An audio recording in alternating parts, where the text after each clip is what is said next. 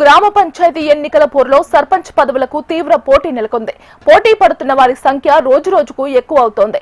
మహబూబాబాద్ జిల్లా ముడుపల్ గ్రామంలో సర్పంచ్ స్థానం బీసీ జనరల్ కు వచ్చింది. కాంగ్రెస్ గ్రామ పార్టీ అధ్యక్షుడు జర్రిపోతుల ఉపేందర్, కార్యదర్శి కొత్త హేమంతులు సర్పంచ్ స్థానానికి పోటీ పడ్డారు. వీరి మధ్య పోటీ నెలకొనడంతో గ్రామస్తులు అంతా కలిసి ఓటింగ్ విధానంలో ఒకరిని ఎంపిక చేయాలని నిర్ణయించి ఓటింగ్ నిర్వహించారు. ఓటింగ్ లో ఇద్దరికి సమానంగా ఓట్లు రావడంతో టాస్ వేసి అభ్యర్థిని ఫిక్స్ చేశారు. టాస్ లో హేమంత్ కు ఛాన్స్ రావడంతో వెంటనే నామినేషన్ దాఖలు చేశారు.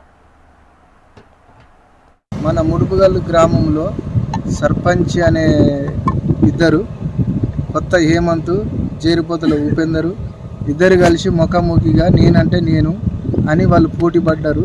పోటీ పడ్డందున గ్రామ కాంగ్రెస్ పార్టీ కార్యకర్తలు మొత్తం మెయిన్ లీడర్స్ మొత్తం కలిసి మేము కూర్చొని మరీ ఓరికి ఓరు వద్దు, అవసరం లేదు, ఒకరు విరమించుకొని అని కూడా మా గ్రామంలో ముడుపుగల్లు గ్రామంలో చెప్పడం జరిగింది.